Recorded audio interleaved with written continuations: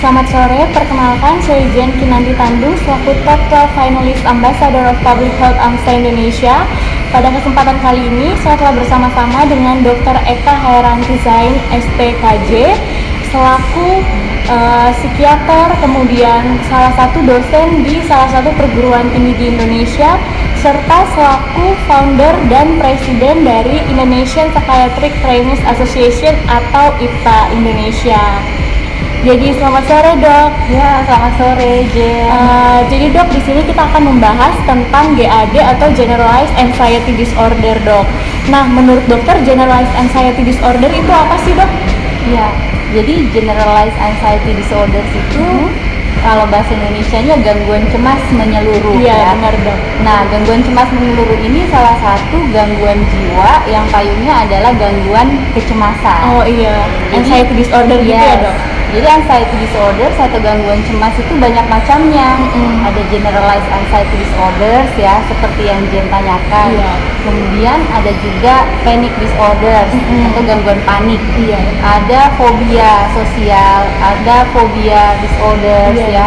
Kemudian ada juga misalnya obsessive compulsive disorders itu juga ada. Jadi generalized anxiety disorders ini sifatnya gangguan cemas yang menyeluruh. Gitu ya dok. Nah, untuk generalized anxiety disorder sendiri ini tanda dan gejalanya itu kayak apa ya dok? Iya, jadi kalau kita mau melihat generalized anxiety disorders, tentunya tanda utamanya adalah cemas ya. Tapi cemasnya dalam tanda kutip cemas yang berlebihan. Iya dok. Jadi anxiety-nya itu cenderung adalah perasaan cemas atau khawatir yang biasanya sulit untuk seseorang kendalikan. Jadi rasanya nggak bisa dikontrol si cemasnya. Itu yang pertama. Terus kemudian yang kedua, rasa cemasnya ini seperti seseorang itu berada di ujung tanduk. Oh iya dok. Jadi seperti berada di tepi tebing. Rasanya seperti apa ya cemasnya gitu. Nah, kemudian selain itu juga cemas menyeluruh ini ditandai dengan rasa cemas yang free floating. Oh, free floating atau ya, mengambang. Jadi free floating. Rasanya kok nggak ada yang dicemaskan, nggak ada yang spesifik harus dicemaskan, kok saya rasanya cemas gitu. Jadi memang basicnya cemasnya secara mendasar itu yang paling terutama dikeluhkan, dan itu sebagai gejala yang utama. Ini bisa berlangsung sepanjang hari, selama berhari-hari, berminggu-minggu, bahkan menurut DSM-5 minimal dialami 6 bulan. Oh, 6 bulan ya dok? Ya. Nah, selain cemas itu sebagai gejala yang utama, ada gejala lainnya. Iya. Misalnya ada ketegangan motorik. Nah, ketegangan motorik ini yang membuat seseorang itu merasa gelisah, kemudian nggak bisa santai, ya. Kemudian rasanya sering tegang lehernya, otot-ototnya, gitu. Dan rasanya mudah lelah. Itu biasanya tandanya. Kemudian ada overaktivitas otonom. Overaktivitas otonom ya dok? Iya, itu sistem saraf apa tuh? Saraf pusat. Iya, sistem saraf pusat. Saraf pusatnya kan ada simpatis, ada yang parasimpatis. Nah, kalau yang hiperaktivitas di gangguan cemas menyeluruh itu adalah sistem saraf simpatis. Oh iya dok. Ya, jadi sistem saraf simpatisnya itu hiperaktif.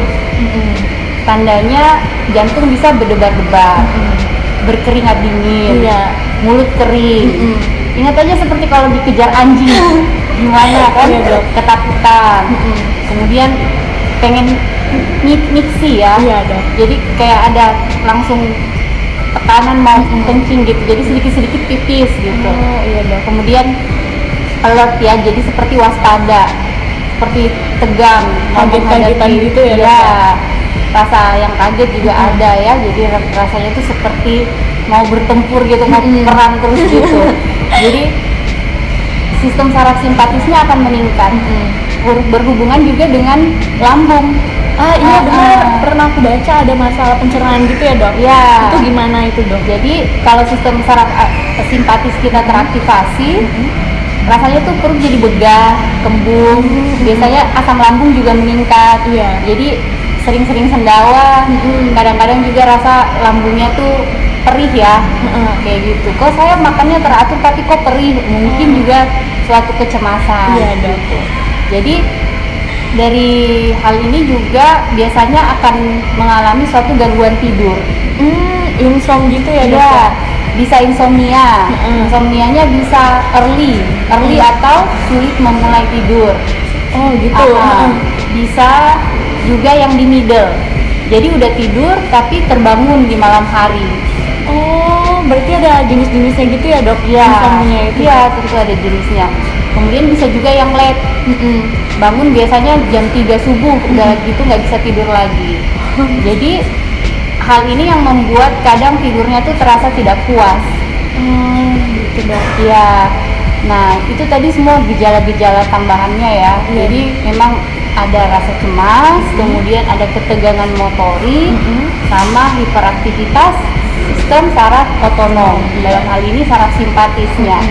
Nah, 3 gejala ini biasanya akan dialami minimal 6 bulan, baru kita bisa kategorikan satu gangguan cemas menyeluruh. Tetapi kita juga harus melihat apakah ini ada kaitannya dengan penyakit fisik. Ya, jadi penyakit fisik misalnya hormon tiroid yang meningkat atau hipertiroid. Nah, itu bisa menyebabkan gejala-gejala seperti ini. Gitu. Jadi harus dieliminasi dulu, atau misalnya mengkonsumsi obat-obatan tertentu ya, ataupun misalnya banyak sekarang ya anak-anak muda banyak yang jatuh lari ke narkoba. Itu salah satunya ada yang membuat anxiety disorders ini juga. Jadi semua itu harus dieliminasi dulu penyebabnya apa. Kalau memang nggak ada penyebab fisik yang jelas ya, nggak ada pengaruh dari obat-obatan, nggak ada pengaruh hormonal, nah itu baru kita bisa katakan bahwa ada generalized anxiety disorders. Nah, kalau untuk spesifiknya, Dok, diagnosis GAD ini gimana ya, Dok? Iya, jadi seperti tadi yang sempat saya paparkan sebelumnya ya, harus ada gejala-gejala tadi ditambah dengan adanya 6 bulan perlangsungannya. Nah, itu ya, Dok ya. Nah, saya mau tanya nih, Dok, apakah dokter pernah mendapatkan pasien yang mengalami generalized anxiety disorder, Dok? Oh iya, banyak ya. Jadi justru yang datang ke praktik atau di poliklinik psikiatri rata-rata memang anxiety disorder. Apalagi di kondisi pandemi seperti saat ini ya. Iya, benar, Dok. Jadi yang memang punya kerentanan untuk mengalami gangguan kecemasan itu muncul rasa cemasnya berlebihan tanpa bisa dikontrol. Kalau untuk rentang usianya, Dok, itu berapa ya, Dok? Iya, jadi rentang usianya bisa terkena pada seluruh usia. Kalau menurut penelitian yang paling muda bisa di usia 13 tahun, yang paling tua di usia 65 tahun. Tetapi peak point-nya itu cut off-nya di usia 31 tahun plus minus. Jadi terbanyak itu terjadi di usia 18 sampai 35 tahun untuk gangguan cemas menyeluruh. Jen usia berapa nih? 19, Dok. Oh, masih muda sekali ya. Nah, usia Jen ini termasuk dalam usia yang rentan GAD. Terjadinya suatu GAD. Tetapi GAD tidak serta-merta terjadi karena suatu peristiwa, misalnya karena COVID, kemudian seseorang mengalami GAD, tidak ya. Jadi memang banyak faktor yang menyebabkan GAD. Terus, Dok, tadi kan dokter bilang banyak yang datang gitu pasiennya ternyata GAD. Biasanya yang mereka datang, mereka keluhkan apa ya, Dok? Keluhannya mereka itu pas datang. Iya. Jadi selain yang tadi udah dokter jelasin ya, jadi gejala-gejala itu yang paling banyak dikeluhkan pasien. Yang paling banyak tentu rasa cemas yang tidak bisa dikontrol. Dokter, saya sudah gini, saya sudah ini, saya coba ini, coba itu, tapi tetap aja cemas. Masalah saya udah selesai, tetap juga cemas. Saya sudah coba olahraga, sudah coba berendam di air panas, di spa, pijat segala macam, cemas saya masih aja muncul. Nah, itu sudah satu indikasi ya, cemas yang berlebihan yang tidak bisa dikontrol, dan itu perlu bantuan profesional kalau yang kayak gitu. Jadi memang banyak yang mengeluhkan cemasnya tidak bisa dia atasi. Gitu. Terus biasanya mereka cemaskan itu apa, Dok?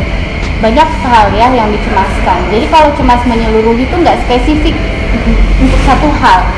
Bisa dalam sehari itu apa aja yang dipikirkan membuat cemas.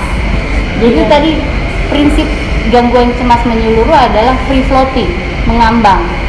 Jadi bisa mencemaskan tentang misalnya ya Jen saat ini sedang kuliah gitu. Bisa mencemaskan tentang Zoom-nya, nanti kayak apa ya saya Zoom sama dosen saya. Bisa mencemaskan tentang ujian saya gimana ya, kayaknya sekarang harus ujian topik tiap minggu gitu kan, tapi cemas gitu, cemas tanpa bisa melakukan apa-apa gitu. Atau misalnya juga mencemaskan orang tua saya, bagaimana ya di kampung saya, mencemaskan sedikit misalnya adiknya Jen, ataupun mencemaskan teman-teman. Jadi banyak hal bisa dicemaskan, termasuk mencemaskan kondisi kesehatan sendiri, mencemaskan situasi COVID-19 saat ini juga. Jadi memang sifat cemas menyeluruh itu mengambang. Semua hal bisa dicemaskan, nggak spesifik ke satu hal. Terus untuk terapi dan penanganannya ini seperti apa ya dok? Kalau untuk terapinya, kalau dari sudut pandang psikiater ya, kita biasanya karena penyebabnya adalah faktor biologi, jadi pada kondisi cemas itu tadi ya saraf simpatis meningkat, hormon adrenalin atau norepinefrin pasti meningkat di dalam otak kita gitu. Jadi penanganan yang bisa diberikan yang pertama penanganan obat-obatan atau farmakoterapi. Iya, jadi memang ada obat anti cemas. Jadi obat anti cemas ini bisa kita berikan sesuai dengan dosis dan indikasi. Tentunya kalau nggak indikasi kita nggak kasih. Terus dosisnya juga disesuaikan tergantung berat ringannya penyakit. Jadi skala cemasnya itu juga ada yang ringan, ada sedang, ada berat, ada yang sangat berat. Nah itu, jadi yang pertama target terapi adalah karena kita sebagai dokter, berarti memang kita menggunakan medication. Dan ini akan mempercepat perbaikan gejala. Tapi obat-obatan saja nggak cukup sih Jen. Kalau selain obat-obatan gitu dok, ada nggak terapi yang lain? Iya, tentu harus ada ya. Jadi untuk mengatasi gangguan cemas menyeluruh, obat saja tidak membuat gangguan ini sembuh. Nggak menjamin gitu ya? ya? Nggak menjamin ya. Tetapi obat perlu dan penting. Gitu. Nah, salah satu yang kita biasanya tambahkan itu adalah psikoterapi. Psikoterapi. Ya, jadi terapi psikologis ya terkait dengan fungsi kesehatan mental dari yang mengalami GAD ini. Jadi psikoterapi yang diberikan bisa psikoterapi suportif. Jadi kita mensupport ego ya daripada pasien. Misalnya dia mencemaskan terkait COVID-19, siapa tahu terkena pada dirinya, sementara dia tetap harus keluar bekerja. Biasanya kita akan menanyakan ya, pada saat mau keluar bekerja, menurut kamu itu hal yang penting kan? Lebih ke pribadinya lagi. Iya, gitu pribadinya. Iya dokter, menurut saya itu sangat penting. Saya berharga bila saya pergi bekerja dan memang saya tahu ada resikonya pasti di situasi pandemi saat ini. Oke, kalau gitu berarti dia pengen kerja kan? Jadi kita support, ya bagus, kamu masih ada keinginan buat kerja. Nah, sekarang misalnya pada kondisi saat ini COVID-19 karena kamu takut resiko tertular, apa yang dapat kamu lakukan? Kita tanyain lagi kayak gitu. Terus biasanya bilang, oh saya bisa mencuci tangan sehari-hari atau bawa hand sanitizer ya, pakai masker, kemudian pakai face shield, physical distancing gitu ya, minimal 1 meter lebih dokter di tempat kerja. Bisa nggak kamu lakukan? Kayaknya possible sih bisa ya lakukan gitu. Jadi hal yang belum tentu terjadi nggak usah dipikirin dulu, fokus yang sekarang dan lakukan, berusaha melakukan hal-hal yang masih bisa dikontrol. Kalau misalnya virusnya kita mau kontrol kan nggak bisa. Virusnya mau hinggap di kita atau misalnya di Jen, semoga enggak ya, tetap sehat selalu. Nah itu nggak bisa dikontrol. Tapi apa yang kita lakukan itu salah satu hal yang paling bisa kita kontrol. Dan kalau kita support egonya seperti itu ya, melalui psikoterapi suportif, sesuai dengan kebutuhan kepribadian pasiennya, biasanya akan lebih membaik. Kemudian bisa juga dengan psikoterapi yang namanya terapi kognitif perilaku atau CBT, Cognitive Behavioral Therapy. Jadi ini juga personalized ya, tergantung pasiennya. Biasanya kita akan coba mengidentifikasi ada nggak distorsi kognitifnya. Distorsi kognitif ini pikiran-pikiran negatif yang kira-kira salah gitu. Harusnya nggak usah berpikir kayak gitu. Nah, itu yang kita coba ubah. Terus dok, dari penanganan dan terapi yang biasa dokter lakukan ke pasien dokter, apakah dokter sudah pernah dapat pasien yang sembuh total dok? Ya, jadi ada salah satu pasien saya ya, dia udah kurang lebih mengalami gangguan cemas kurang lebih 6 bulan, dan dia juga gangguan cemas menyeluruh, tetapi disertai panik. Disertai serangan-serangan panik. Berarti bisa combine gitu ya dok? Yes, jadi gangguan cemas menyeluruh ini bisa berdiri sendiri, bisa berkomorbid dengan gangguan jiwa yang lain. Biasanya sih paling umum berkomorbidnya sama gangguan panik atau serangan panik ya. Jadi kalau misalnya terkena serangan panik, itu rasanya, jadi serangan panik itu rasa cemas yang sangat memuncak, sampai udah nggak bisa ditahan, seperti tercekik, itu sudah seperti mau mati rasanya. Biasanya berlangsung 15 menit dan akan membaik sendiri. Tetapi kalau muncul serangan kayak gitu kan rasanya sangat tidak nyaman. Nah, ada pasien saya yang mengalami cemas menyeluruh, tetapi juga mengalami serangan panik attack namanya. Bedanya dengan serangan jantung, kalau serangan jantung bisa life threatening ya. Kalau panic attack atau serangan panik yang nggak life threatening, tetapi bikin setengah mati juga. Jadi kasian banget ya kalau misalnya kayak gitu, apalagi dia waktu itu bekerja sebagai pelaut ya. Bekerja sebagai pelaut gitu. Dia salah satu nahkoda ferry, kapal ferry. Nah, jadi waktu itu datang berobat ke polipsikiatri, kita assess. Memang waktu itu kecemasannya berat ya, disertai dengan serangan panik. Kita berikan terapi obat sesuai dosis dan indikasi, kemudian latih psikoterapi yang untuk terapi relaksasi. Jadi waktu itu saya melihat kebutuhan pasien ini lebih butuh relaksasi dulu. Jadi kita memberikan dia cara-cara untuk melakukan terapi relaksasi mandiri. Kemudian dia aplikasikan di rumah. Kemudian yang kedua juga dengan terapi suportif. Memang ada masalah-masalah psikososial yang terjadi pada pasiennya. Jadi kita berikan terapi itu. Kemudian setelah itu ada yang saya dapatkan distorsi kognitif pada pasiennya. Jadi kita kemudian melakukan terapi CBT. Dan kombinasi ini selama 6 bulan, alhamdulillah, awalnya sih dalam 2 minggu ya. Begitu 2 minggu sangat terasa perubahan perbaikannya. Jadi pasiennya udah bisa langsung mendapatkan manfaat. Dokter, akhirnya saya bisa beraktivitas kembali, bawa kapal tanpa rasa cemas gitu. Hebat kali Pak gitu.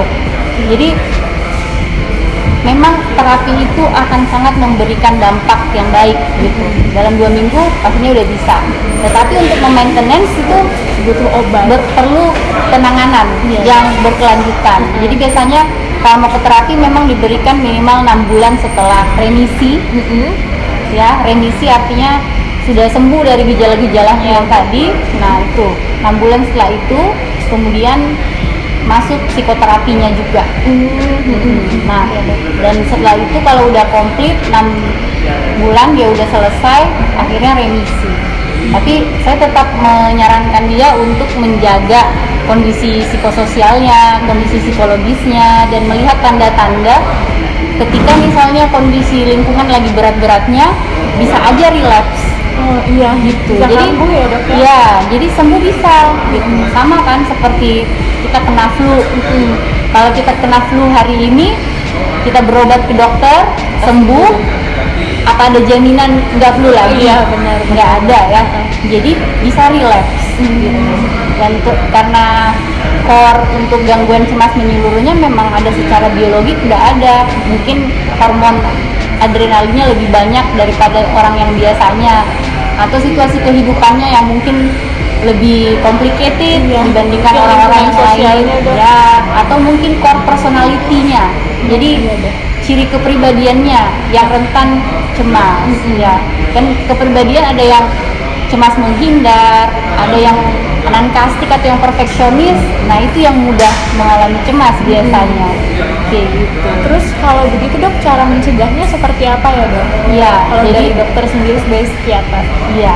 Jadi untuk mencegah agar tidak terjadi yang berat, itu kita sudah harus melihat tanda di awal. Apa kita coba tanya ke diri kita ya, apa kita ini orangnya memang mudah cemas, segala hal kayaknya sering dicemaskan gitu. Kalau iya ya, tetapi maksudnya kalau sekarang mungkin cemasnya masih bisa kita kontrol ya, tetapi kalau memang kita punya core rasanya sering cemas, sering nervous, apa-apa sedikit mudah kaget, terus udah gitu kadang untuk satu hal sulit tidur, itu berarti ada sesuatu nih dalam diri kita yang mungkin core-nya memang kita mudah cemas.